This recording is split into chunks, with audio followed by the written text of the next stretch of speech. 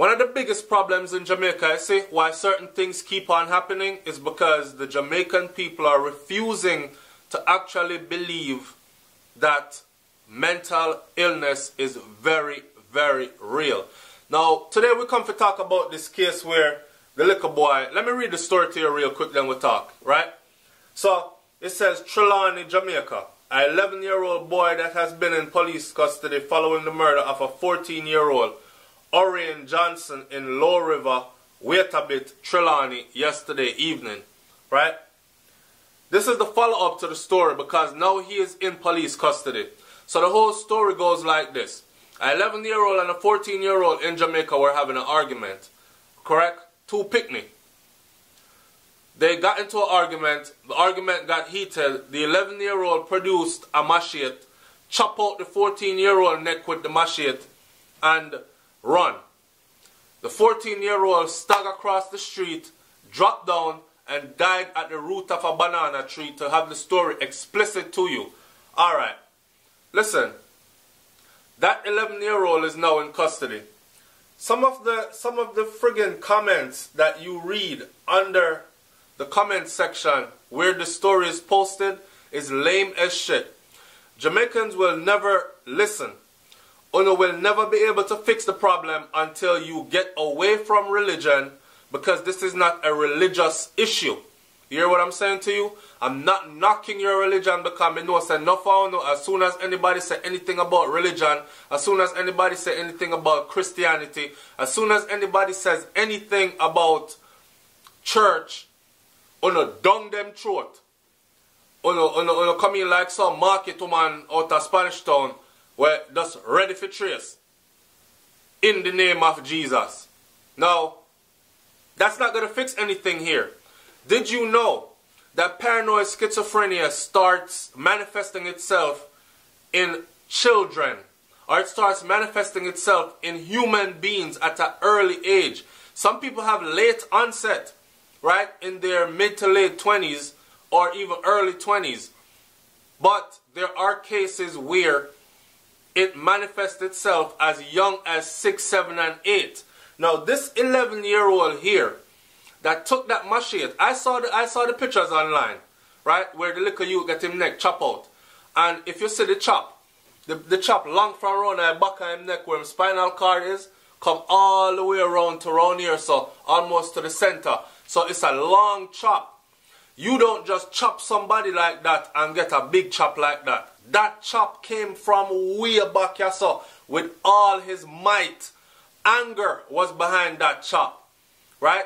Something else was behind that chop. Fear was behind that chop. Confusion was behind that chop. Deliberately trying to get away from something was behind that chop. Let me give you a scenario.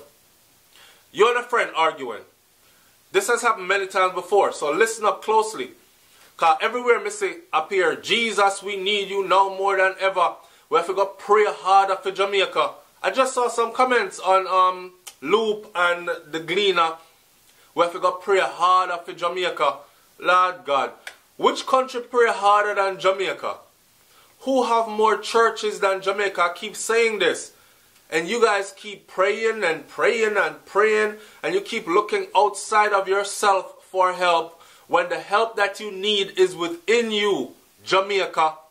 You need to wake up. Somebody needs to start an education process in Jamaica. I don't know if I'm going to be the one to do it or I'm going to be the one to kick it off and promote it.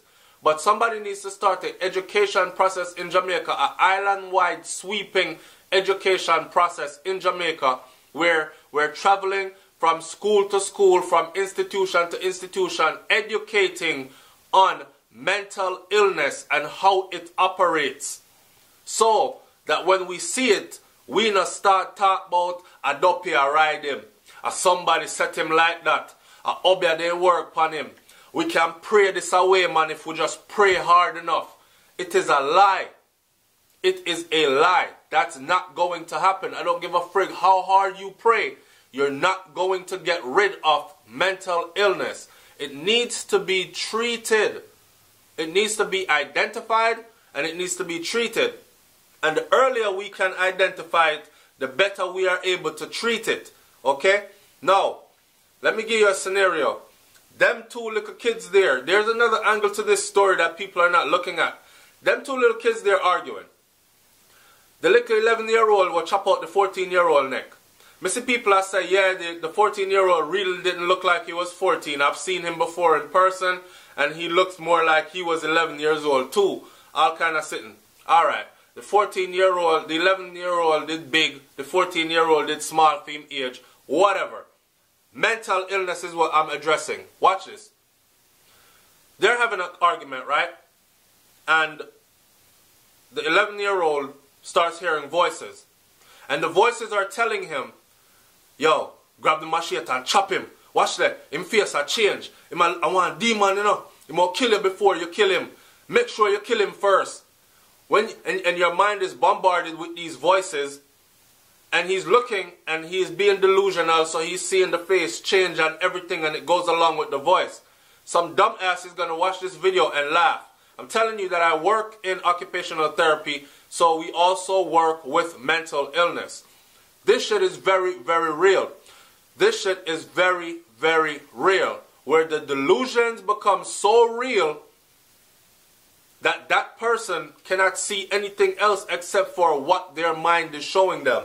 Now, who is to tell if this 11-year-old was not struggling for the longest, but because he is in a place where he is surrounded by people that only believe that religion is the only cure for everything, and if anything goes wrong with your mind, then it must be because somebody set you that way there and I work up upon you or all kind of something.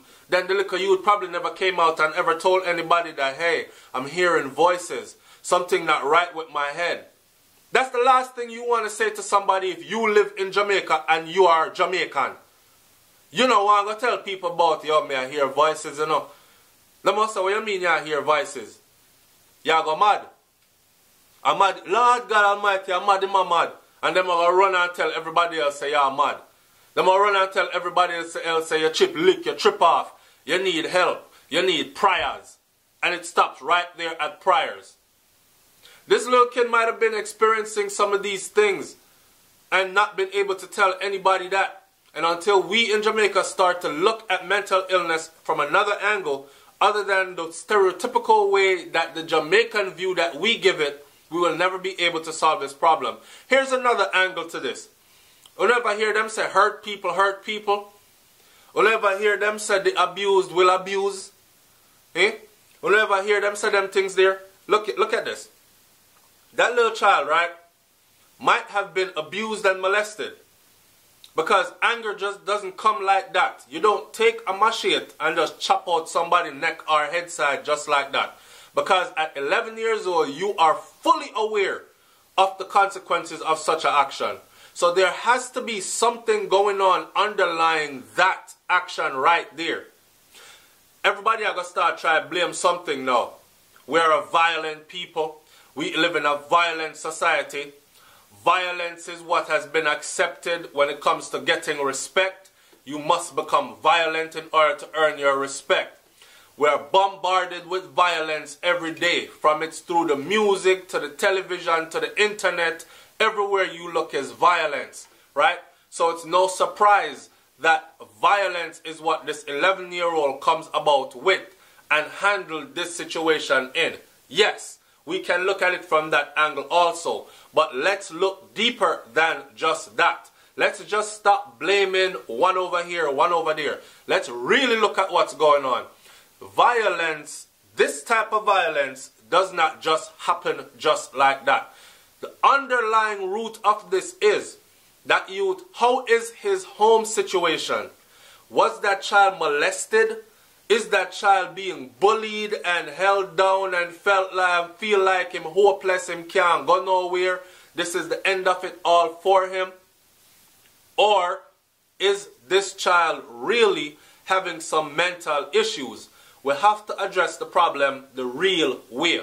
It's a sad situation to see a little youth lose his life like this. Sad situation to see a little kid lose his life like this at 14 years old at the hands of an 11-year-old. So right here, so guess what happened? 2 lives get dashed away. Right here, 2 life get dashed away. It's sad. And looking at this, I can tell you that this is going to happen again. So, as the story reads, Trelawney, late yesterday afternoon, his head was partially severed from his body in a vicious machete attack by an 11-year-old schoolmate. I saw the picture, people, and I'm telling you, the head really was partially severed because half of the man's neck chopped out, right? Said they were both having an argument when the 11-year-old returned. This is crazy. I have my computer right here. I'm reading it to you. Where the 11-year-old returned with a machete. So this is premeditated. They're arguing, and what could a 11 and a 14-year-old be arguing about that was so serious that the 11-year-old felt like he needed to go away, get a machete, come back? Or was this purely accidental? Because you know, so when we are picnic, sometimes we bluff, right? Sometimes we bluff. You see you push me in my face, watch this. And you go get a machete and you come back. Lick me again and say, lick me again and say. And then mush you in your face again and you don't do nothing. Maybe he thought he wasn't really going to do nothing. And the 14-year-old probably mush him in his face again and he's swinging machete and not even realize where am I do. How many times did the youth get chopped? Was it a one chop and then him finally said, oh shit, look what me do, and run away? Or what? There's so many angles to this story. But again, violence and how we are going to teach our youths them to handle things without taking it to this type of an extreme. Me standing up over the body right now as I am speaking to you, a resident told the Gleaner at 6 p.m. It is a wicked act. This is another sad day for Low River. Gleaner, may I read this out? Big up to the Gleaner, because them say when the Gleaner contacted the nearby Waitabit police station constabulary, Constable Anthony Gooding, the officer on duty, confirmed that killing, but said that he was not authorized to provide any additional details, which is normal. Alright? Based on reports from residents, the alleged attacker fled the scene after the incident. Low River is best remembered in crime circles for an incident more than a decade ago when a machete-wielding resident attacked and killed an alleged yam thief and then celebrated his demise by drinking rum and dancing in the town square. So more than 10 years ago, a man chopped up an ex-man that was thieving out him yam and then go out in the town square, go get some whole heap of rum and got really drunk and was dancing out there. So like I said before, the violence. When is the violence going to stop? And like Vybz Kartel say, no, if you try to reach the teenager them and you try to reach the youth them, the big man them now, that is pointless effort.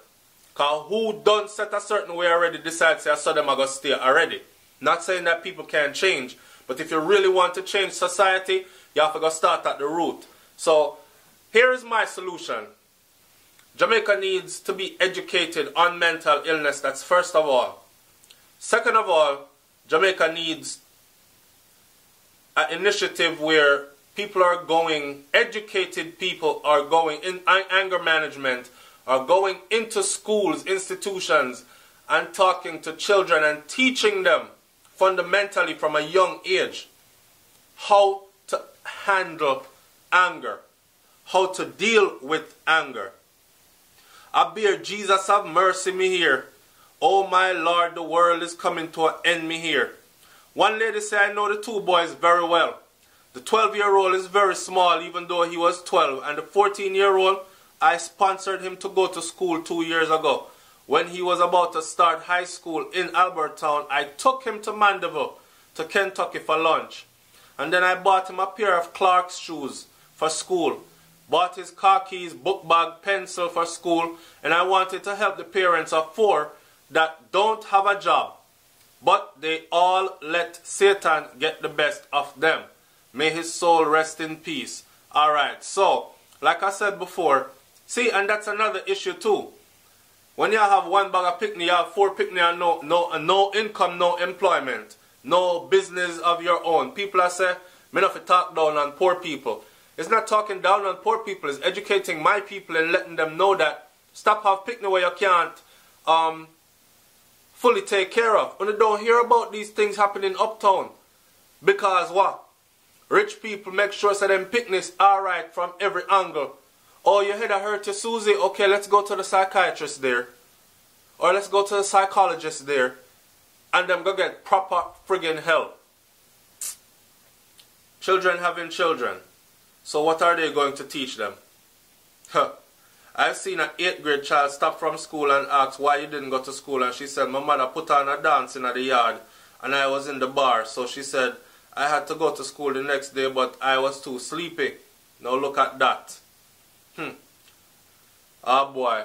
Anyway, people, like, comment, share, subscribe, man. More than anything, I need to hear your comment on this one, because that one here dread. And the sad thing is, people are going to use this around the world to judge us and say, yo, Jamaicans are a violent set of people. I'm telling you, did you see that 11-year-old used a machete and chopped a 14-year-old's neck off? They're violent, man, even from babies. Watch and see. Leave your comment in the comment section, man. I'm out of here. Peace.